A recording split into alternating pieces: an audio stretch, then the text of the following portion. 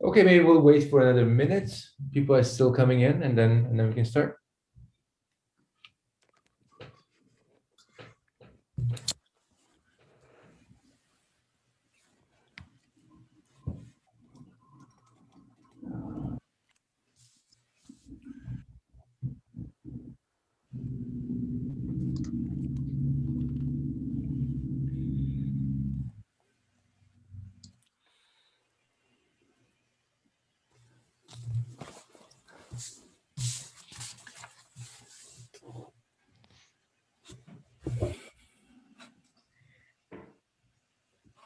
Okay, maybe we should start.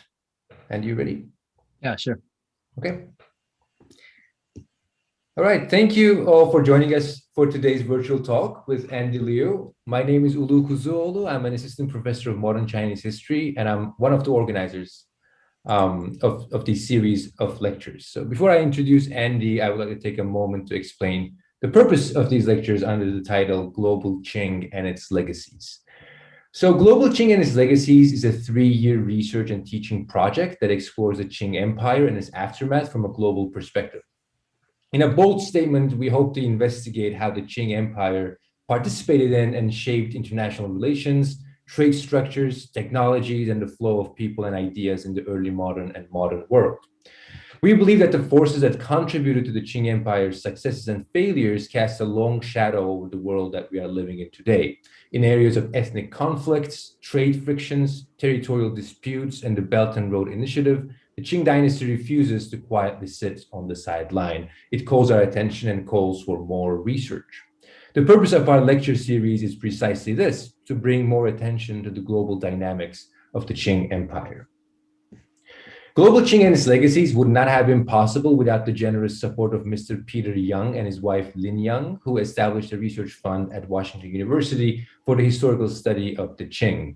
I would like to thank them in particular for their support, which allowed us to initiate these series of lectures, and we are planning to have more of these lectures in the years to come. We're going to have 2 every semester from now on, so please stay tuned. I would also like to thank Zhao Ma, the co-organizer of this event, Serena Wu and her team at WashU China Forum, who helped publicize this event, and Crystal Mowry at EALC for taking care of all the logistics. So we scheduled our event for today to end at 4 p.m. We will have Andy Liu deliver his lecture for about half an hour, and then we will open it up for Q&A. I know some of our participants will have to leave by 4, but Andy has generously agreed to stay around for a bit longer if there are more questions from the audience. If you have any questions, please just type them in the chat box, and I will read them out loud, and Andy will respond to them. So finally, I am honored to introduce our guest speaker for today's event, Andy Liu. Andy is an assistant professor at Villanova University. He has broad interests in East Asian, South Asian, and global histories. He particularly works on the history of capitalism from a global perspective and is currently working on a new project on East Asian and Trans-Pacific histories of capitalism from the 1960s to the 1980s. He's also part of a podcast called Time to Say Goodbye with 2 Asian American journalists. As they put it, it is a podcast that tries to carve out a new space for Asia and Asian America within an internationalist framework. It is an absolute gem of a podcast. I myself try to listen to it regularly, even though I should say that they are so prolific that I sadly cannot consume at the rate of their production. But I invite everyone to listen to it if you want to learn more about current events that relate to Asia and Asian America. Again, the title is Time to Say Goodbye. Today he's with us to discuss his recently published book, T-War, A History of Capitalism in China and India. Andy's a colleague and a friend, so I am biased when I say that this is one of the most intellectually stimulating books I've read in the past several years. He not only offers a new framework to bring together histories of China and India, but perhaps more importantly, he proposes rigorous theoretical insights to reconsider the global history of capitalism by centering his analysis not on Europe and the United States, but on China and India. It is a great pleasure to have him with us today. So without further ado, please join me in welcoming Professor Andy Liu. The floor is all yours. Great, thanks for the very generous introduction. Let me begin by thanking Ulu, thanking Ma Zhao, Crystal and Serena for the behind the scenes work. Thanks everyone for attending and for making time in this very weird, time of the year, time of our lives to attend this talk. I only have, 20, 30 minutes, so I won't talk about everything in the book today. Here's the book. But so I'll try to kind of focus what I'm about to say, focus on sort of the key themes and takeaways from the book, and perhaps things that will be good for stimulating discussions and Q&A later. In the simplest way to kind of describe what my book is about is that it's a global comparative history of the tea trades of China and colonial India in the 19th to 20th centuries. The question that kind of consumed me in graduate school and into writing the book and the manuscript and publishing it was this very basic question of how do you write a history of capitalism in this part of the world, right? We're talking about the rural hinterlands of Asia, very far away from where we think capitalism began historiographically, but these are also parts of the world that are unmistakably tied to the global division of labor. Tea was the most famous example of an Asian commodity plugged into and meshed into global networks of trade at this time, alongside opium, textiles, sugar, across India, across the British Empire, across the United States. So the question is, how do you write a history of capitalism in this part of the world through a conceptualization that is both A, broad enough to account for very many diverse regions, both the West, but also the rest, right? But also B, versatile and flexible enough to account for the specificity of what exactly is happening in China and in India and many of these other places we might call part of the colonial and these days the post-colonial world. So immediately I think it's pretty clear how this book is located or could be located within a few different directions that scholarship has been moving in the last few years, both within Asian studies, but in the field of history as well. So first off, this is a history that is looking at connections, comparisons, international, global, and comparative moves. And specifically, I'm putting China and Qing China in conversation with or in connecting it with the rest of the world, but not simply through a sort of Europe versus Asia, West versus East comparison, but thinking about what we could just call inter-Asian connections, right? In this particular case, Qing China and colonial India, lateral connections as opposed to simply the sort of Orientalist comparisons or Orientalist contrasts, right, between the center and the periphery. Secondly, this is also trying to speak to, I'm also trying to speak to a sort of resurgent interest, at least within the United States Academy, in this thing we could call the history of capitalism or political economic questions. It's a sort of renewed interest that has surfaced, especially in the wake of the 2008 financial crisis, of course. And it's a literature that has, paid lip service to a global analysis. They are interested in what's going on in China. They're interested in specifically, Kenneth Pomerantz's Great Divergence and those debates to understand the rise of China as a sort of aspirationally global analysis. But up until now, I think most of these books, even the scholars would admit, are mostly focused on the North Atlantic, right? Western Europe and the United States. But I think for us working on Asia and the rest of the world, this is not a moment for complaint, but perhaps we should see this as an opportunity, right? An opening to sort of engender a more global analysis and to establish, why we should care about what's going on in China as well, but also expand our own analysis of what's going on in China as well. So let me explain go through the kind of basic arguments, the plot points of the book. And here I'll begin to share screen. And I'll do so, I think, primarily by first explaining the title of the book, first and foremost, right? So the title of the book, right, Tea War. The origin of the starting point of this book is the First Opium War, which I think most people are familiar with, right? 1839 to 1842, more or less, the result of this trade triangle in which British goods, were moving from the UK to colonial India, Eastern India, that were traded for opium, that was traded to China for Chinese tea, traded back to the UK, and so on, right? Tea had become wildly popular in Western Europe and in the UK in particular in the 18th and 19th centuries as part of this combination with sugar from the West Indies or the Caribbean. So from the very beginning, Asian tea is enmeshed in these global transcontinental networks of trade and consumption. Now, the Opium War was fought by British officials, of course, not to sell opium to China, right? It was advertised as a war to liberalize the Qing monopoly, right? And what was known at the time as the Canton system, focused in Canton or Guangzhou in southern China.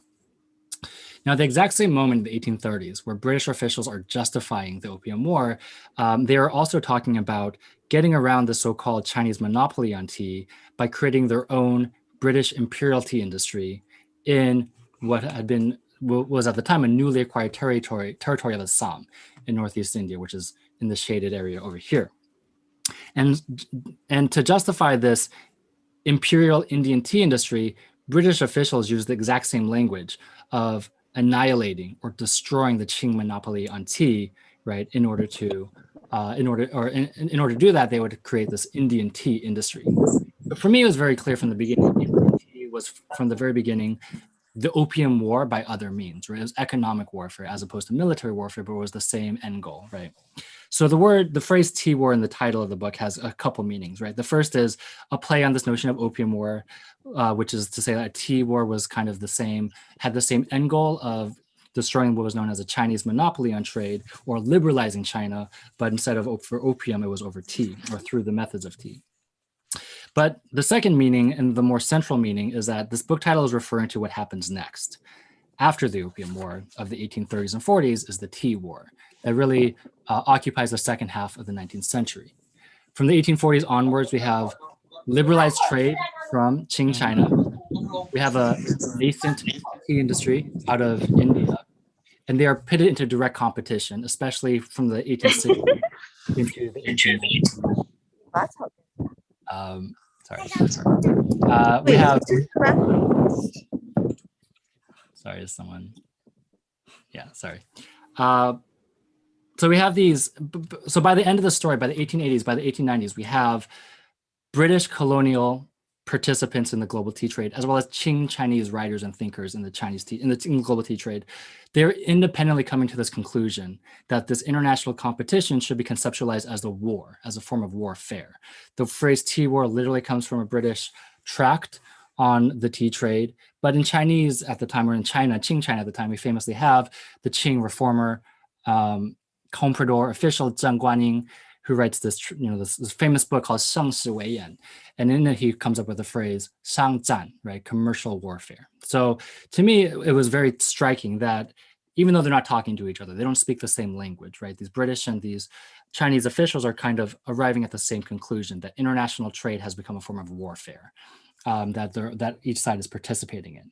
And to me, this signaled the fact that this central story, the central subject of the story, right? The story cannot be simply located in China or in India, right? The subject of the story is not a country or its people. It's about this mutually determinative process of competition that is global in scale.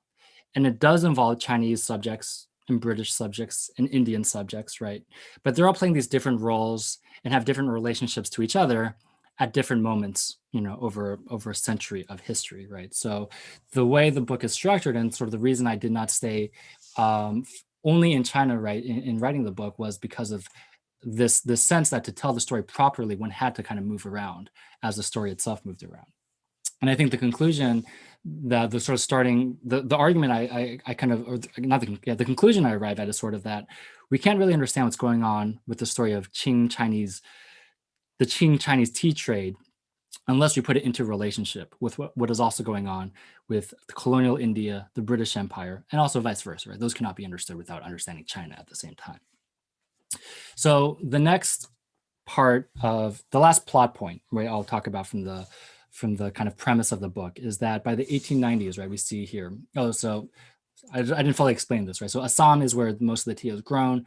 From the export industry of India, most of the tea that is grown is in China. In these regions, I'll talk about it more near the end, but this kind of is this belt from the Yangtze Delta all the way down to Southeast China, Anhui province and Fujian province are the two main provinces I'll talk about. The last plot point is by the 1890s or so, we have very obviously Indian tea exports are really booming and Chinese tea kind of reaches this apex and then begins to really collapse, right, from then onwards. And by the turn of the 20th century, the Indian tea industry had solidly toppled their Chinese competitors, which was a shocking development given that only 20, 30 years earlier, right, it was starting from scratch. And of course, symbolically, culturally, tea is this quintessentially Chinese commodity. It is equated with Chinese culture and Chinese, Chinese trade and so on, at least up until then. And this reversal, or this sort of victory or defeat, depending on your perspective, right? This led to all sorts of explanations by observers at the time to try to kind of figure out how did colonial Indian teas succeed and why did Chinese tea fail? And these are a lot of explanations. These produce lots of explanations that we can probably predict that really resemble the sort of great divergence or West is best type explanations that animate much of 20th century ideas about Asia, right? This idea, for instance, that colonial Indian tea as a byproduct of the British Empire was animated by Western science and technology, and that's why it succeeded. Chinese tea, their failure was a reflection of its sort of lack of dynamism, its traditional structures which kept it in place, and so on. This also led to this interesting debate, which I opened the book about in the 19-teens and 1920s. There was actually a scholarly debate. Was tea originally even from China in the first place? Or maybe tea was originally from Japan, or maybe it was originally from India, right? And to us, this sounds kind of absurd because, again, the connotations or the symbolism of tea is so solidly Chinese, right? That is hard to imagine otherwise. But this was kind of a reflection of the sort of low state of affairs of China by the early 20th century. I don't know if people have followed this in the news, but recently there's been a similar debate about kimchi and whether or not kimchi is Korean or Chinese, which again is kind of this silly debate to us in the headlines. But it is reflecting, again, the sort of, I think, larger geopolitical friction between South Korea and China today, where consumers and consumers, or I guess netizens and people on the internet, are arguing about whether or not kimchi is Chinese or Korean in the first place. So this type of food nationalism is kind of this old thing that dates as far back as the 19th century with tea, but it seems to recur and is still with us today. And what that all signals to me is that alongside these very dynamic economic processes, what resulted from that was this imagery or these ideas that what was at stake with the tea war was kind of this civilizational battle, right? And these are advertisements that were published by the British colonial Indian tea, the imperial Indian tea industry, that depicted what they thought was at stake, which is the East Asian, in this case China and Japan, were on one side and they were doing battle with the South Asian, in this case colonial, imperial, Indian, and Ceylonese tea industries. And then this other image, which I felt is perhaps makes the point most strongly, right, is one that kind of demonstrates how this idea of a tea war became reified in the minds of a lot of observers as this real referendum, right, between China and in this case India, but really more broadly the West and the East, right? And India in this case kind of stands in for the West. And much of the book, so this is kind of the premise. I kind of throw a lot of these anecdotes at the beginning of the book to suggest that what I'm going to try to do in the rest of the book is to untangle and repudiate a lot of these Orientalist explanations for Chinese stagnation, or civilizational explanations for Chinese economic stagnation or stasis at the time, and a lot of historiographical debates about why Chinese and or Indian tea, and more broadly the economy and the societies, were or were not capitalist, and so on, right? I'll come back to the slides later on, but I don't have any new slides for a while, so I think I'll just come back to this. So the way I kind of go about doing this in the book is kind of a two-tiered approach, right? On the first, at the most basic level, this book is a sort of reimagination or reinvestigation, let's say, of social and economic labor history. How exactly were these tea industries organized in China and in India, using new methods and new materials that have been made available since the kind of first studies were done several decades ago? At the same time, my book is a conceptual and intellectual history of how did ideas of Asian backwardness, right, the kind of ones I was just showing you, how did these emerge in the first place? How did these emerge in the first place out of the very modern dynamics having to do with economic accumulation on a global scale? So it's an attempt to kind of blend social economic history with intellectual history at the same time and thinking about these on a global terms, right?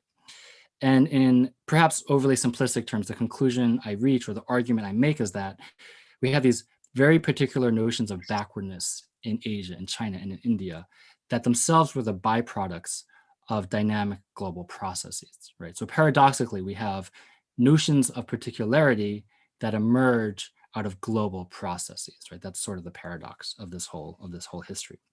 And the last thing I kind of want to say about method is that a big part of this book, or a big kind of, a big part of the argument of the book is the fact that I organize it around this process of competition. The book itself is structured through these alternating chapters, one chapter on China, one chapter on India, and they kind of refer back to each other throughout the book. My argument, as I say in the introduction, is that competition is not just the framing, but also my argument for how best to understand the history of capitalism, right? Getting us away from nation-based histories of capitalism and its development and its emergence over time.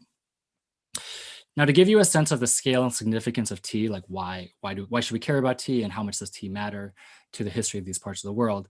Well, it was really big business at the time, especially in the 19th century. Chinese tea, in the last century of the Qing, Chinese tea represented the most exported commodity of the 19th century, both in terms of value and in volume, right? Especially, into the Opium War and especially the first decades after the Opium War. In colonial India, tea came to represent the most registered companies, the most overseas investment. It was regularly among the top commodities, the top sectors of the Indian economy. And by the time of the first sort of industrial worker surveys of the 1920s and the 1930s, I think this is a reliable statement that it appears that there were more employees, there were more people associated with the tea industry in China and in India than in any other sort of comparable sector of the economy, right? So more workers were associated with tea than, say, cotton or silk or coal mining and so on, right? So in other words, in short, it seems to me that if we want to understand the history of capitalism in these parts of the world, we have to look at tea, right? And we don't have to only look at tea, but tea seems to be an inescapable part of the picture. And then this leads me, of course, to the real big question of the book that I won't delve too deeply into, but perhaps we could talk about it more in the Q&A. The question of capitalism, right? What does capitalism mean in general? What does it mean for historians? And what does it mean when we do a global history as opposed to like a national or Eurocentric history? So as part of writing the book, researching the book, thinking about this book, I was constantly thinking about how is capitalism defined in Asian history, in Chinese history, South Asian history? How do we talk about it in our everyday sort of conversations about the economy, for instance?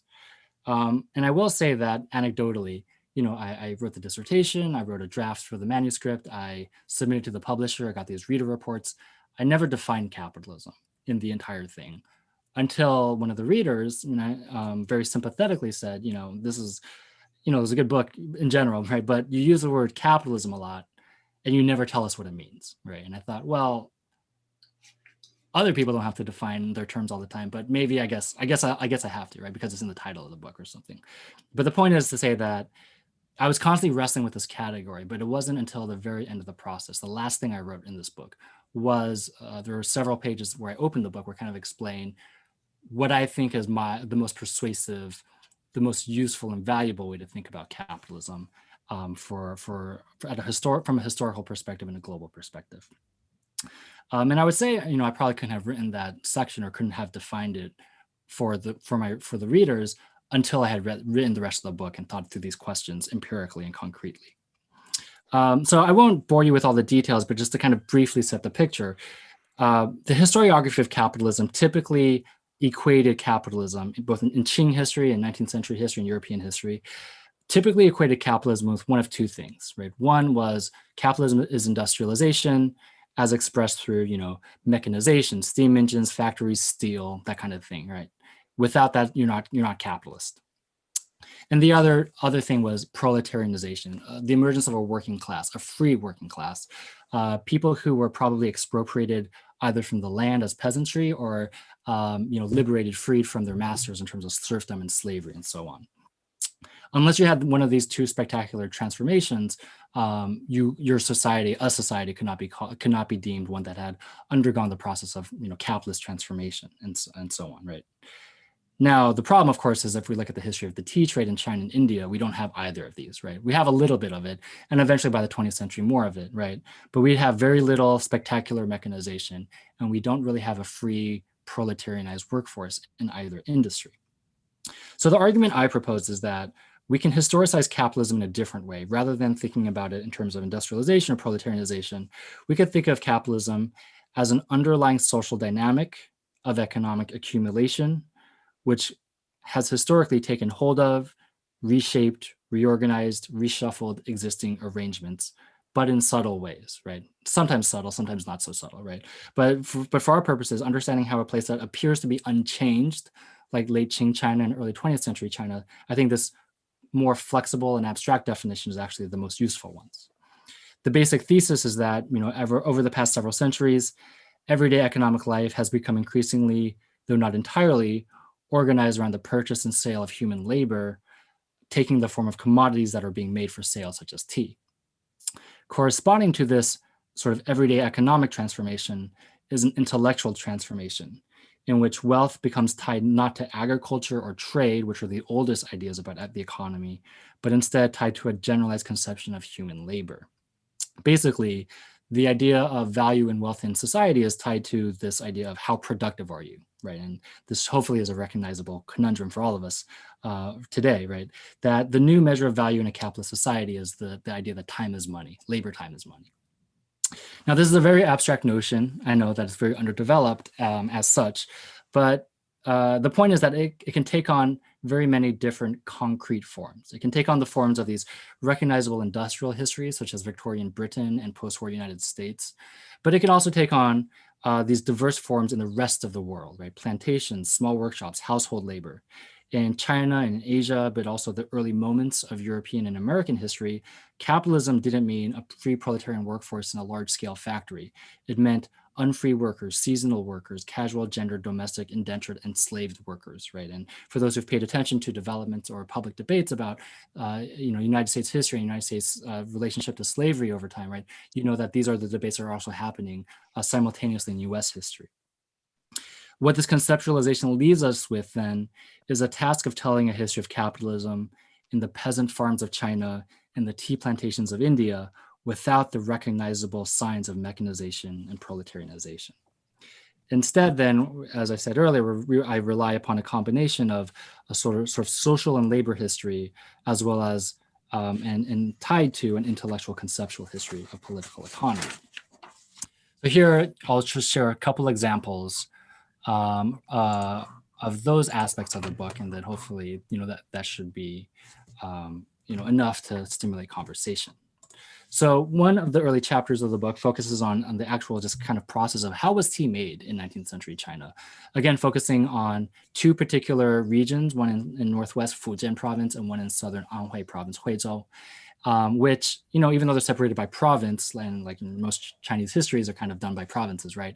Really, we're talking about one giant tea belt that spans several provinces, where a lot of the same patterns would take hold in a lot of these different kind of rural or semi-rural places. Tea was typically grown on peasant farms on their own farms, right? So it wasn't that they worked at a factory for an employer.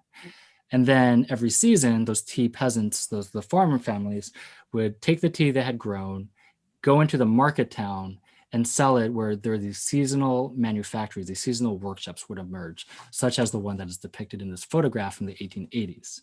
And then those seasonal workshops would employ seasonal migrant, probably landholding, but semi-proletarianized labor.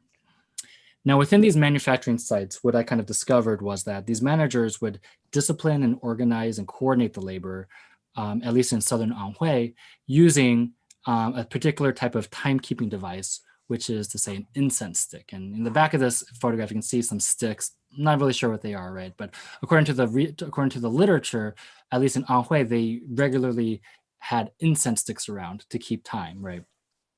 And the principle was very similar to the way we would use, let's say, an hourglass to keep track of our time, which is to say that we know that we can't really tell scientifically how long an incense stick will burn, but we do know that every time they generally burn at the same amount of time, which allows us to kind of keep track of time by the length, the duration of the burning of one incense stick. So we found, or I found, these sort of, or Chinese scholars found, and I along with them read these materials, which would talk about these manuals from the 19th century and these surveys from the 20th century, where managers in Anhui would would tell the workers, stir the leaves for the amount of time it takes us to burn one stick of incense, roll the leaves for the amount of time it takes to burn 1/2 stick of incense, roast the leaves for the time it takes to burn 3 sticks of incense, and so on and so on. So the burning of incense sticks became the basis for a wage system and also a reward system that was tied to the idea of productivity. And the argument is that, this physical technology and the most basic physical appearance appears primitive, traditional, pre-modern, could have been used, it was used. This technology was used for centuries, right? For like religious ceremonies and so on. But we have these abstract dynamics owing to global competition that create these invisible social pressures that are very modern, very much shared in common with the rest of the industrial world, and these incense sticks become enmeshed within those abstract dynamics. To me, then, this combination is very emblematic of capitalism as a system that incorporated and assimilated so-called traditional and pre-capitalist elements within a broader dynamic of endless economic accumulation, right? So part of this is an argument against the sort of technological fetishism in economic history that would say, unless you have a steam engine, you're not developed, and so on and so on. So the second example I want to talk about is in the latter half of the book. I talk about an intellectual history, a history of concept, in particular the concept of the comprador. Before I get into that, just really briefly, what is the methodological basis for this, right? So I trace how British thinkers in colonial India, Bengali writers in Eastern India, and Qing and Republican thinkers in China, how are they making sense of the global tea trade? And why am I doing this? Again, if the argument is that capitalism is best imagined as not just physical technologies, but underlying social dynamics, then corresponding to those social dynamics are new concepts, new ways of thinking, new ways of talking about and imagining the world. So in particular, I was interested in how are these different theories of wealth and value being debated, articulated, and disseminated across the 19th century. There's a common story, whereas in the sort of most famous tradition of British political economy, basically from Adam Smith onwards, economists repudiated earlier ideas that equated wealth with either land and agriculture or foreign trade, right? And these were called the physiocrats and the mercantilists in the European tradition. But what I found interesting, as at least within the Chinese economic historical tradition, you have a very similar homology between, in the sense that by the end of the 19th century, we have Qing writers who are repudiating physiocratic ideas within the Chinese tradition. And here I'm referring to the sort of the statecraft tradition of the 18th century, documented by scholars such as Peter Perdue, Bill Rowe, and Helen Dunstan, as well as the sort of mercantilist tradition, especially after the Opium War, with thinkers like Wei Yuan, who would talk about balances of trade and maximizing foreign value from trade. Instead, by the 1890s, you have these thinkers who are articulating wealth and value as a generalized notion of human labor. And even though I'm also interested in these sort of abstract intellectual histories, I'm more interested in the sort of nitty-gritty of how these ideas got read and translated by sort of mid-tier thinkers, right? Anonymous bureaucrats within the British Empire and within the Qing and later Republican bureaucracy. So for instance, at one point I talk about this figure in the 1890s, his name was Chen Shi, who read a very early translation from English of this British economic thinker named Henry Fawcett, who was a disciple of John Stuart Mill, who was re-articulating Adam Smith's own ideas. So this is actually a very early history of Qing Chinese thinkers reading British political economy and translation and articulating that in relationship to the tea trade. And then finally, by the end of the book, I look at how does this impact one of these major categories of political analysis and of history in modern China, and that is this idea of the comprador, which is depicted in this photograph here. This is a real life comprador, but I'm really talking about the figure of the comprador, the symbol of the comprador in Chinese history. Now, the comprador, for those who are not that familiar, right, the comprador, mai ban in Mandarin, is typically a Chinese merchant, any Chinese merchant who worked or did business with Euro-American firms. The paradox is that in the 18th and 19th century, during the Canton trade era, they were praised as vanguards and visionaries of Chinese business and capitalism. But by the 20th century, they were demonized as imperialist collaborators, right? Especially, this was pointed out to me, there's a famous film in the 1960s called East is Red, Dongfang Hong, where the opening scene is, this foreign imperialist, this white guy, right, is with this next to this Chinese comprador, and these are sort of the nemesis that held back China, traditional China, back in the day. So by the 20th century, the comprador is demonized. And my argument is that this demonization is not just about nationalism, anti-imperialism, although it's probably that as well. But more broadly, there's a transformation in early 20th century China, in which economic life is seen less as revolving around trade and commerce, but instead something centered on labor and production, especially peasant labor. So one example is in 1935, there was a famed reformer who was trying to reform the tea trade. And he has this kind of exegesis on this phrase, 茶叶. And he's kind of asking, what does ye, right? What does ye mean in this phrase? And for those who read Chinese, right, it's pretty clear that 茶叶 here could mean either 茶商业, trade, commerce, or 茶企业, or 工业, or industry or enterprise, right? And he draws out this long quote that I'll just read out loud, where you can see where he's going with this, right? He says the noun 茶叶 was not invented until tea attained a lofty position within the export trade. 茶叶 has always been seen as nothing more than a commercial undertaking, right? 行为的营业. But in fact, 茶叶 this actually spans from cultivation to harvest, from manufacture to the final product, all the way to transport and marketing. Really, it is an enterprise of 企业 that consists of all the branches of agriculture, manufacture, and commerce. So what they're trying to do, right, is kind of reimagine what is the economy? What is economic life? Is it just commerce and trade? In fact, it encompasses production as well. This indexes a transformation in the early 20th century between, what we as academics might call early modern commercial capitalism into modern 20th century industrial capitalism, not just at the level of activity, but at the level of concepts and the way that we think about the world. This is a new political economic worldview that prized peasant labor and saw economic life as centered around production and labor, the flip side of which was a demotion of commerce and finance, aka the comprador, as subsidiary and ultimately parasitic, right, on labor and production. So, that's kind of one way that I try to draw out kind of the political and the contemporary implications of this transformation, this more subtle transformation of intellectual economic life.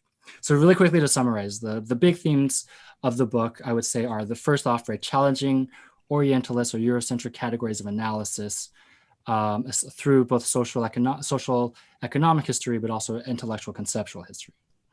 Secondly, it's also a book that's focused on global connections between and across China, globalizing the connections between Qing and Republican China with the rest of the world.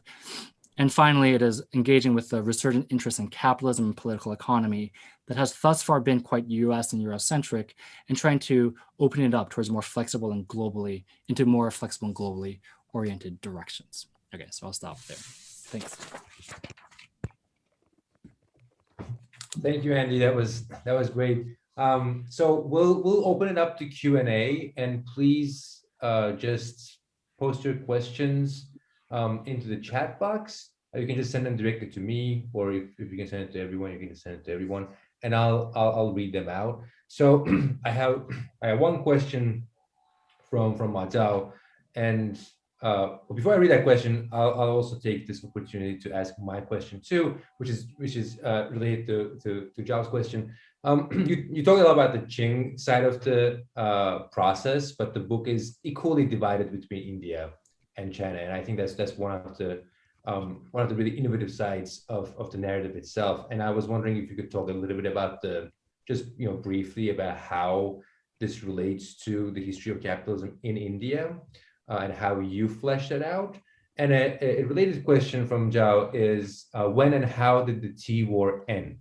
In the following age of anti-colonialism and non-alignment movement, how was this history of tea war remembered in China and India?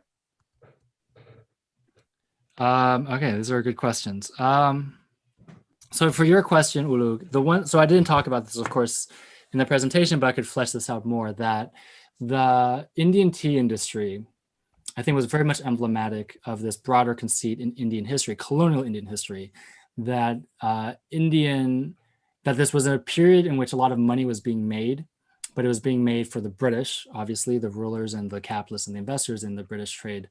And because of colonialism, because of the sort of extra economic state and political force, these were profits that were being extracted out of India.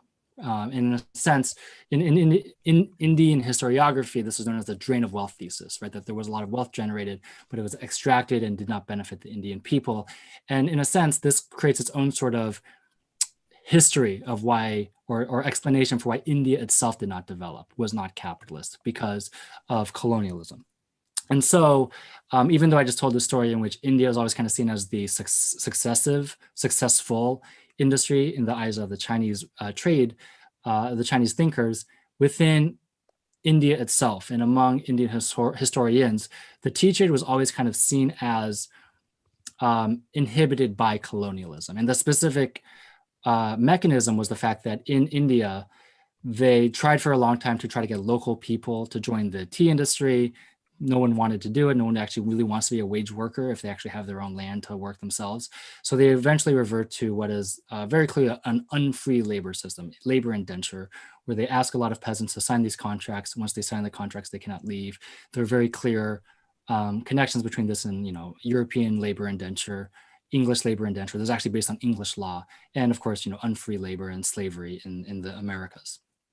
So the argument was always that, Indian tea made a lot of money, but it didn't count as development. It didn't count as capitalist because, as I referred to earlier, right, capitalism is equated with free proletarianization, right?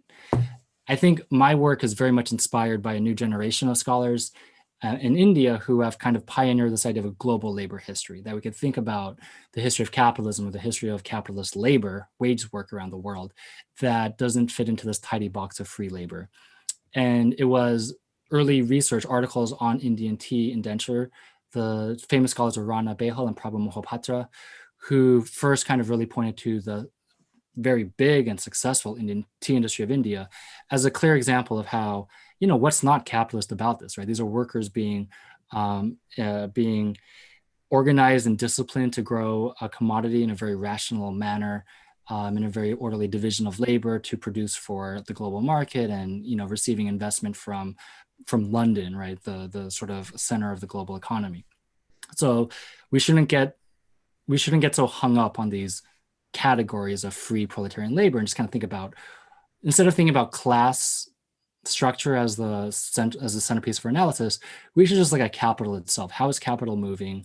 How is it getting invested into this industry and extracting lots of profits from it? And how is it a dynamic process where things are changing over time? It's not actually stuck in the way that the models would assume. So that's the relationship to the kind of broad historiography of capitalism in India. And I would say, honestly, what I'm doing is very much inspired by the South Asian historiography and trying to think perhaps, I don't know if introduce is the right word, but kind of bring that kind of analysis to Chinese historiography, and put it into this sort of comparative perspective, and perhaps generating new insights or fresh insights from that perspective. How did the tea war end? I think it is very much, especially in China, like it's very much brought into the sort of very familiar, like I guess we call it May 4th narrative, right? Of how there were lots of problems in China, socially, politically, economically, that culminates with the collapse of the Qing. And it wasn't until, the Communist Revolution or the mid 20th century that these things got fixed. And from a purely like statistical perspective, it is true that the Chinese tea trade, especially the export industry, basically never recovered since the turn of the 20th century until the 70s and 80s and the last few decades, where Chinese tea, after like an 80-90 year break, is now the #1 exporter of tea again in the world, and India is #2.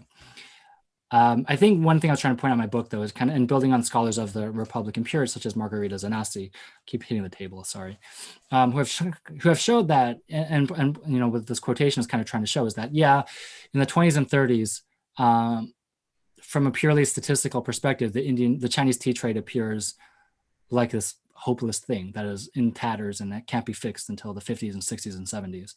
But there are very much people in China, Chinese thinkers, Chinese intellectuals, reformers, from the late 19th century into the 20s and 30s, who are very much aware of what is going on in the rest of the world and are imagining ways to reinvent the Chinese tea trade as a metaphor or as part of a reinvention of the Chinese economy. So I guess the broad perspective is, the Chinese tea trade and the Chinese economy in general was not being industrialized in the way that many people would expect in terms of mechanization and so on. But there were very much people in China who were thinking like modern capitalists, just as modern, just as attuned to the rhythms of global accumulation as anyone else in the rest of the world. And that's kind of what I wanted to show, right? There are these social dynamics. If capitalism is about social dynamics, then those are very much active in China. And you can very much find Chinese writers and thinkers who are making this obvious in their writings and the way they're talking about the world. So I guess that's my intervention, but I'd say the broader narrative is still a sort of traditional, everything was a failure until the 50s and onwards kind of story.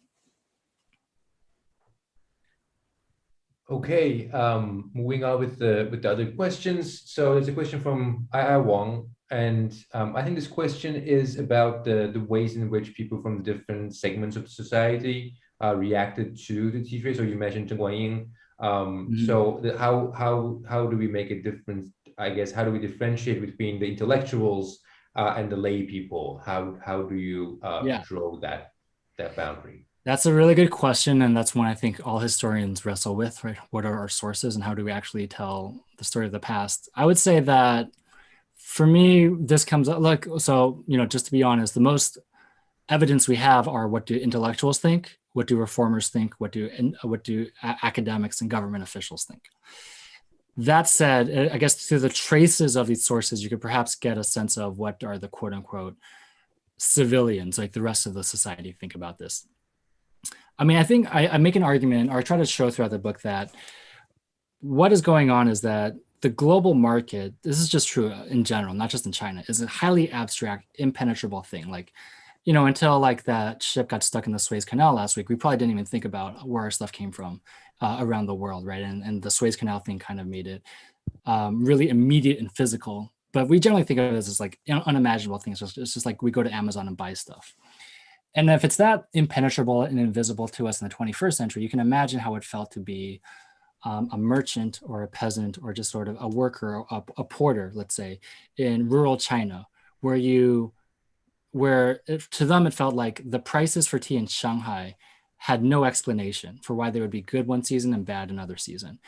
To them, a lot of times it felt like, and then those people in Shanghai themselves, they don't really understand what's going on. It really wasn't until that moment in the 1890s when Indian tea topples Chinese tea that people in China were even aware that Indian tea was a thing, right? All they knew was prices. And then it was through this initial shock at falling prices that some of them began to ask questions about, well, why are prices falling?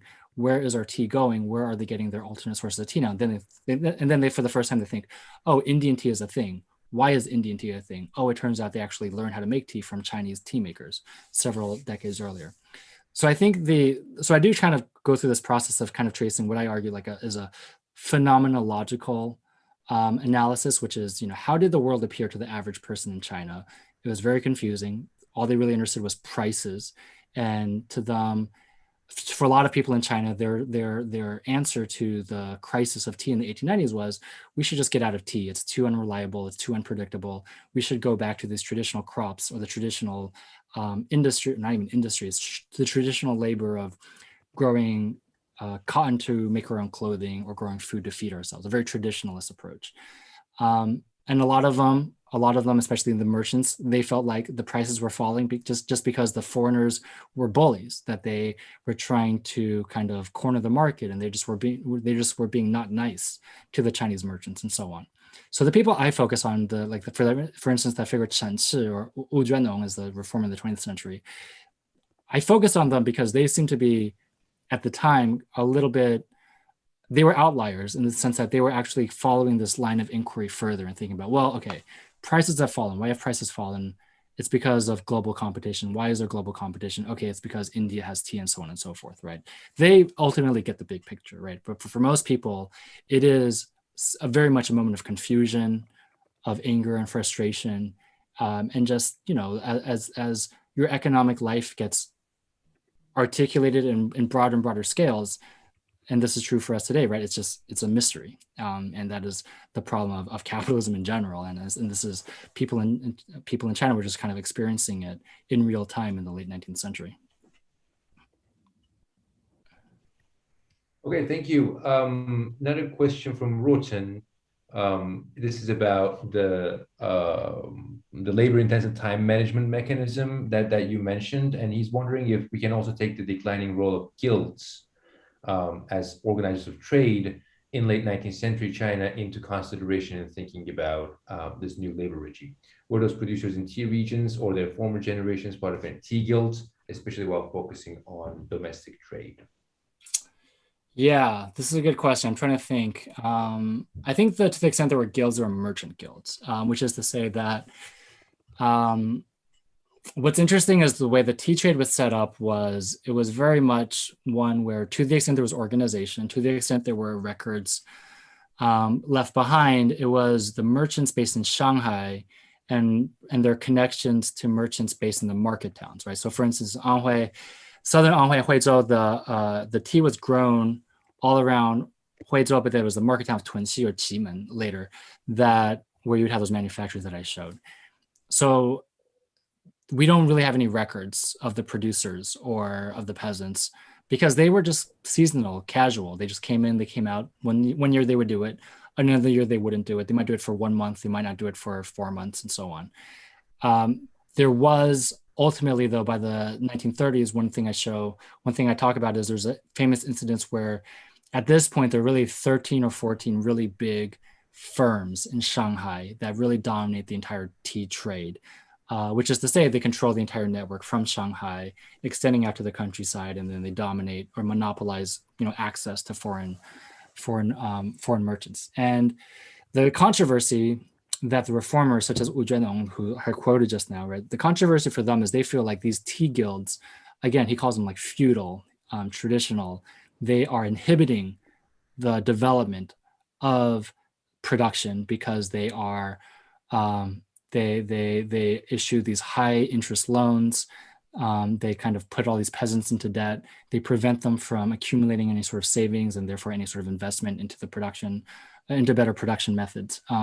So by the end of the 1930s, you have reformers who are very much critical of the merchant guilds as, again, as parasitic, as merchant capital that is inhibiting industrial capital. So this is why I say that to the extent that industrialization is a thing that takes off in China in the 1930s, especially in the tea trade, it's not really the producers who are leading the charge towards industrialization. It is the reformers who are adopting this perspective of China needs industry, China needs investment into production, and they are trying to wipe away these compradors, wipe away these merchant guilds, because they see them as parasites, right? That's the metaphor. I go into a description of all the very, very colorful metaphors that they come up with. I think the best one is they are called an ulcer that has hardened into a bone on the Chinese economy, right? They have to be removed from the Chinese economy. So yeah, I think ultimately the problem of the guild or the problem of the monopolistic guild is one that really, it was always there from the 19th century, but it becomes a problem in the 1930s because I think by the 1930s, the ideas and concepts for economic life have been transformed from earlier. There's a question about Robert Fortune, the rise of Indian tea in world market was closely related to the transformation of tea making technology through Robert Fortune. Does he figure in your book? Yeah, so Robert Fortune, for those who don't know, if anyone wants to ever so Robert Fortune was a man who worked for, I believe, the Royal Botanical Society of London, who was sent to China specifically to investigate how tea was made in China, get tea seeds and tea plants, bring them to India to help nurture the colonial Indian tea industry. But he's been used for generations by historians because he was one of the first scholars or first authors who kind of secretly, famously used a Chinese disguise to get into China in the 1840s and 50s and has all sorts of like colorful descriptions of everyday life in China. So he's been used in all sorts of books not related to tea. As far as his relation to the tea trade, there's actually a popular nonfiction book and even a documentary made about Robert Fortune as the man who stole all the tea from China and brought it to India. I've thought about writing an essay about Robert Fortune. I might still do it, but I've told people who've been curious. So I actually just talked to I don't want to say, I guess, someone who's trying to figure out the history of this for a popular history narrative. And I just kind of told him, I think the Robert Fortune story has been totally blown out of proportion. It's very much Robert Fortune himself was sort of like this wannabe like bestseller author who really um, exaggerated all of his own feats. Historically speaking, British um, British East India Company bureaucrats were able to figure out how to make tea without Robert Fortune. They did it in the 1830s before Robert Fortune went to China in the 1850s. Robert Fortune eventually does bring tea seeds and tea plants from China to India, but by the 1850s, the Indian tea industry has basically abandoned all that stuff. And Indian tea only thrives, this makes a lot of sense, right? It only thrives in Assam, India by using the quote unquote Assamese, indigenous Assamese plant. Today, people generally say there are two varieties of tea, the Chinese variety and the Assamese variety. And the Assamese tea industry obviously uses the Assamese variety because it thrives better in those conditions. So Robert Fortune was very much a self-promoter who, and I guess it worked because a lot of people today still kind of talk about him as the thief who stole tea from China and brought it to India. But I think empirically, he didn't really do much. And I do kind of think this industry of sort of popular nonfiction and documentaries about Robert Fortune kind of says something about the way we think about, the West versus East. And there's like this white guy who went to Asia and kind of stole the wealth from Asia. And he's the hero of the story, when in fact it was obviously the work of hundreds of thousands of kind of anonymous Chinese peasants and Indian coolies who actually built all the wealth from the tea industry in the 19th and 20th centuries. Shefali has a question. Yeah, thank you. I'll start. Thanks for this talk, and thanks, for, of course, for organizing it. So, hi, Andrew. I teach South Asian history, and I work a ton with, trying to reformulate ideas of capitalism. But I'm totally, following up on Rana Behel's work, super also inspired by the kind of theorization that we get on racial capitalism and rethinking racial capitalism. And so I was wondering, I'm listening to your talk, I'm loving it and all of that, and yet I'm thinking it's so central to the new South Asian work on capitalism to talk about how this racial difference was actually the precursor to capitalism. And that's really the way that so much of South Asian scholarship, but really we shouldn't not cite Cedric Robinson, right, on this, because that's really, it's coming out of the racial capitalism tradition.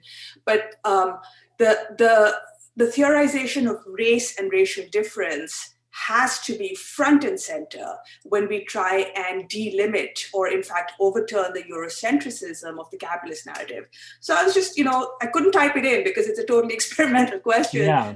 Curious to know if, race figures at all in this rethinking of capitalism for you and for the Chinese case. Yeah, so I talk about this a bit. There's a decent amount of research written about race is probably the right category. Caste is it's sort of like they're mixed up, right? This idea of there was this group of people known as the Tangar people, DHA, which, as my understanding, is sort of the precursor to the word for Adivasi or indigenous or sort of non-casted, uncasted people in India. They were very much targeted as a sort of ideal worker in the tea plantations. Especially those targeted at the time was the Chota Nagpur Plateau or, modern day Jharkhand, right? As those were people who were seen as tribal, they were seen as uncivilized, but as a result, they were seen as therefore their proper role in society was not mental, but manual labor. And they are therefore the best suited for tea labor. And then from there, you got all sorts of accounts in these planter manuals where they were valorized for having darker skin, for having rougher hair, for having the sort of physical traits that were associated with that of a good tea worker. Not valorized, not just in some sort of qualitative sense, but literally quantified, right? That the price of an indigenous tribal worker, quote unquote, was worth more than like a Bengali peasant, right? Or an Orissaan peasant. So race becomes codified and central to the story of the tea plantations. I think my approach, and I only do this a little bit in the book. It was a topic that I didn't know if there was enough material to really say much new about it.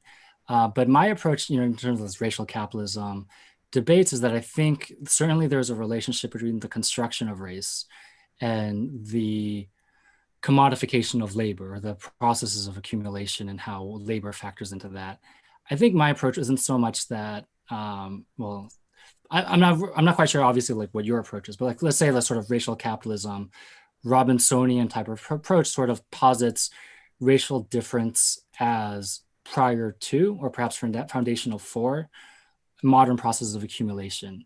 And that is probably true to a certain degree, but I also think the inverse is true as well, which is to say that it was through this process of recruiting and looking for workers in India that these planters came to not only differentiate, but then codify racial difference in economic processes. And it's through, like this process I just mentioned, about this literal reification of racial difference into taking physical qualities and quantifying it in terms of the price a planter would pay for a worker.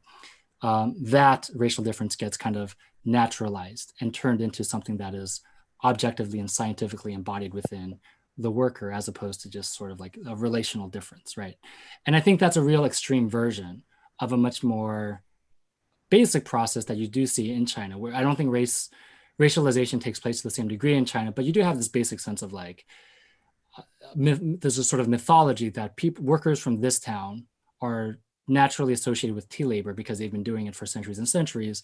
So you gradually get this sort of reification of, let's say, or place of origin with the labor that they perform. And this is also true of gender difference, that eventually there are activities that are associated with women's work and male work. And that also leads to, I think, the sort of reification of sexual difference in the workforce that is not really based in biology at all, right? Like there were many cases in which tea plucking, which was seen as a quintessentially female task, was done by guys all the time, right? And then tea roasting was seen as the male activity. It was done by women all the time too, in different cases, right? But in the literature that emerged, there was a sort of this solidification or codification in the ideas of managers that one is an inherently feminine task and one is an inherently masculine task.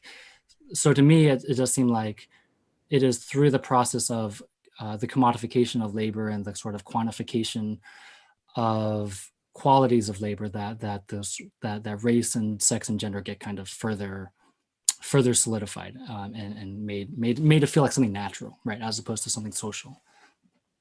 But yeah, I mean, that's a debate that I don't get into quite that much, into the book, but it's there, in just a few small sort of at the margins of my analysis.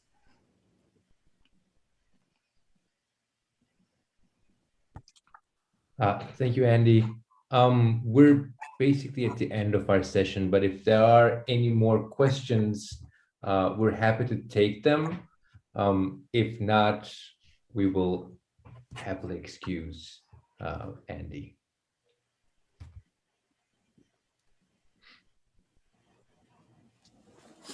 Well, I think this might be it.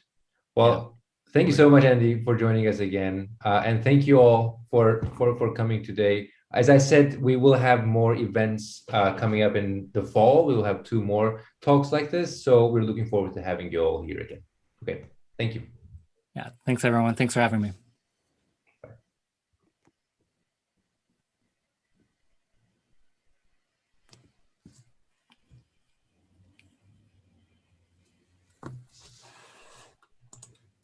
It was a great talk. Yeah. Thank you.